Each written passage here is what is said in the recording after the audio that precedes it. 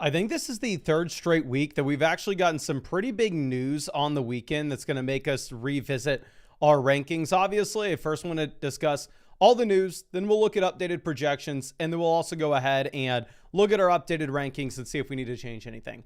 So A.J. Brown not listed on the injury report, and Saquon Barkley not listed on the injury report as well for that Monday game. So for this, I dropped Tank Bigsby myself. I actually just picked up a defense for week 11 on my bench instead of rostering Bigsby as I had Saquon Barkley. So I was a little bit concerned with the groin from 2 weeks ago. But Matthew Golden's still listed as questionable, as well as Dontavian Wicks. You'll see with the projections, Romeo Doubs looks like a really good start this week based off all the injuries that you have in Green Bay.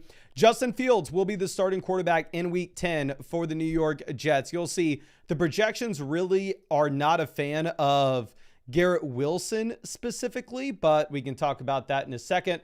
The Niners hope that Brock Purdy can return in week 11, but you're not going to get Purdy back this week. Jaden Daniels could miss 3 to 6 weeks. So pretty good news if you add Jaden Daniels. It does look like I probably have to go back and add him to the rankings again. Right when we add that injury, I just assumed he was out for the rest of the fantasy football season.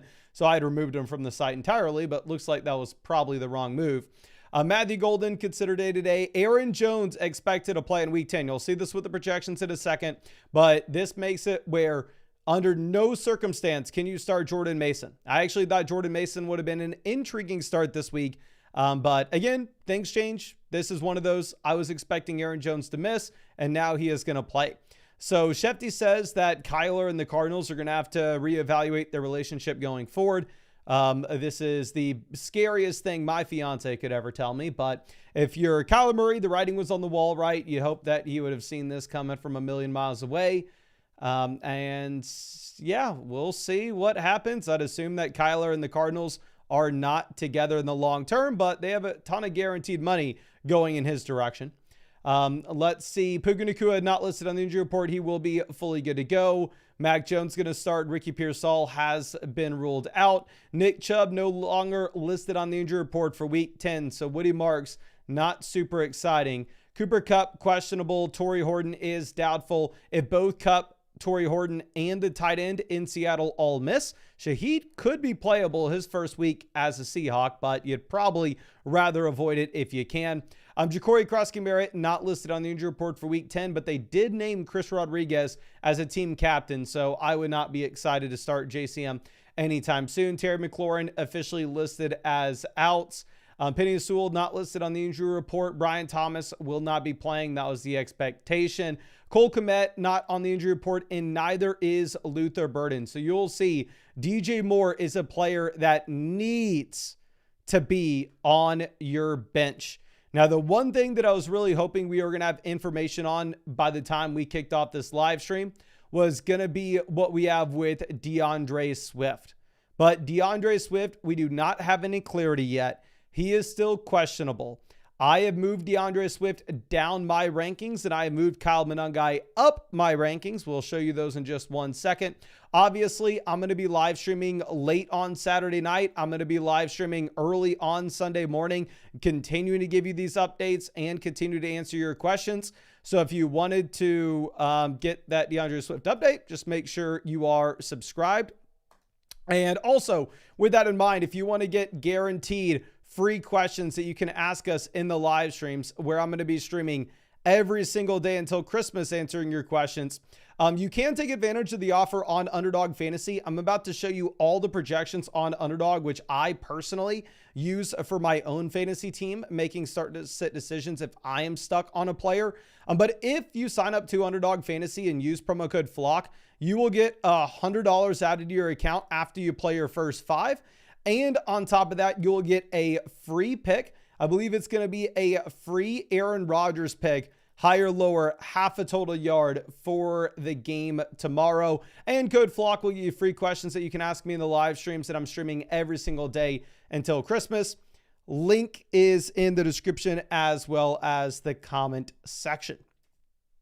But let's go ahead and let's check out some of the projections. And what I do every Saturday is I go ahead and I look at all the higher, lower than total yardage for running backs and wide receivers.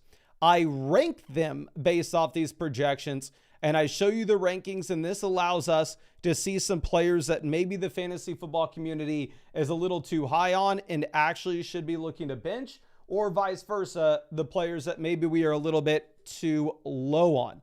So first projections I want to look at are going to be the projections for the running backs.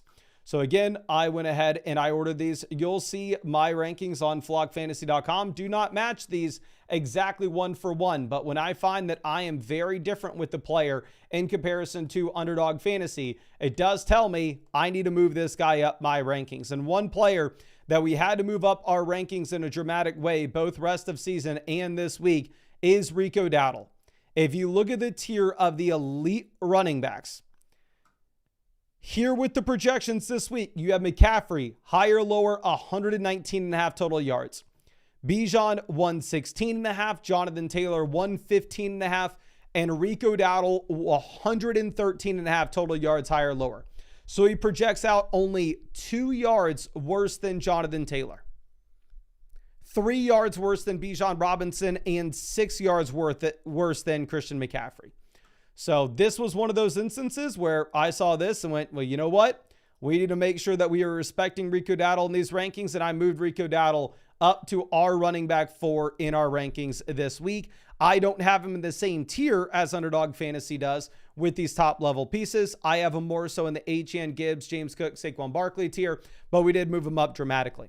Then the other must-start running backs, according to these projections, are going to be Devon Achane, Jahmyr Gibbs, James Cook, Saquon Barkley, Josh Jacobs, Quinshon Judkins. Maybe Judkins is the one player worth pointing out here, but keep in mind, he's going up against the Jets. Jets have a defense that now people should be able to just walk all over after trading their top 2 players. Then the other tier of must-start names are going to be Derrick Henry, Kyren Williams, Breece Hall, Jalen Warren. So maybe Breece Hall and Jalen Warren are the 2 surprises, and seeing them project out this much better than what you have with some of these other players. But I do want to remind you that these are 2 running backs that are just consistently seeing work as 3-down players. So I recently traded for Breece Hall with my own fantasy team. I went ahead and I sent the combination of Rome Odunze and Travis Etienne for Breece Hall and Jalen Waddle. Comment section said that I won the deal. The other creators in the league told me that I had lost it. But regardless, I do think at this point, you probably should be looking to move Breece in a similar tier with the Jalen Warren range. I'm not going to jump over Gentry, who's already played, but I think he does belong in this tier, even if it's a very tough matchup going up against the Cleveland Browns. Then the running backs that you can consider starting, they are not players that you need to bench. Travis Etienne, brutal matchup, higher, lower, 75.5 total yards. Henderson, 72.5 with no Ramondre Stevenson. DeAndre Swift, 68.5. Rachaad White, 66.5. Tyrone Tracy, 66.5. Kenneth Walker, 65.5. Kyle Monangai, 62.5. So right now, the projections still like DeAndre Swift more than Kyle Monangai. Now, I will say, if we end up getting word that DeAndre Swift is going to miss the game tomorrow, then all of a sudden, Kyle Monangai will jump up to more so being in this tier alongside Josh Jacobs as well as Quinshon Judkins, and Kyle Monangai will be a must-start player. But how I'm playing this right now is I personally would like to avoid starting either of the Chicago Bears running backs if we could, just because the uncertainty of what the split's really going to be like. Then you have Kamani Vidal, David Montgomery as well in this tier. If you're looking at my rankings on flockfantasy.com, you'll see that I have Montgomery ranked higher than some of these running backs ahead of him, like Tyrone Tracy, because I really do like the upside that you're going to get for a touchdown with a player like Montgomery, even if Tracy projects to see more yards just based off the offenses that they are playing in. Now, moving down to our next tier, these running backs are players that if you can, you should bench. Alvin Kamara, Woody Marks, Dermicado, Zach Charbonnet are anywhere between 57.5 and 48.5 yards with their projection. Then you have Singletary, Bam Knight, Jordan Mason, Nick Chubb. So Jordan Mason has gotten nuked with these rankings. 100% you need to bench Jordan Mason if you have him.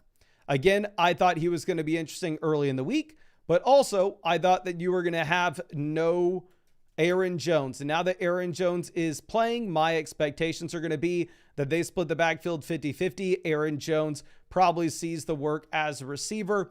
If I pull up the projections that you have with Aaron Jones actually does project out higher, lower 62.5 total yards in comparison to Jordan Mason at 42.5. So honestly, seeing that, I already had Aaron Jones right there in ahead of Jordan Mason, but I'm actually probably going to move Aaron Jones to the tier above him in my rankings on flockfantasy.com. Then the last tier running backs that nobody should consider starting would be Ja'Cory Krosky-Merritt, Kenneth Gainwell, Blake Corum, Emmanuel Wilson, Vishal Tootin, Tyler Algier. All of those players are easy avoids. Now we can move over to the wide receivers. And the wide receivers, there are a few interesting names that I want to point out to you here that I was maybe a little bit surprised by. And the top players, we don't need to discuss too much because we already know that you are starting them. Now, of course, if you want to say, oh, Mason, these are horrible. Oh, my gosh. Puka Nacua is easily going to go higher than 94.5 total yards. Don't scream at me in the comment section by that. Just go take the higher than 94.5 on Underdog Fantasy. My take would be Underdog probably knows more than you do. They definitely know more than I do. So I'm kind of going to listen to them here. Now, going over and looking at the next here, we're going to have St. Brown, Jefferson, London, and Egbuka still as must-start names. Then the other players that you'd have to get in your lineup, in my mind, are going to be Zay Flowers, Ladd McConkey, Nico Collins, Jalen Waddle, Devontae Adams, and Deebo Samuel.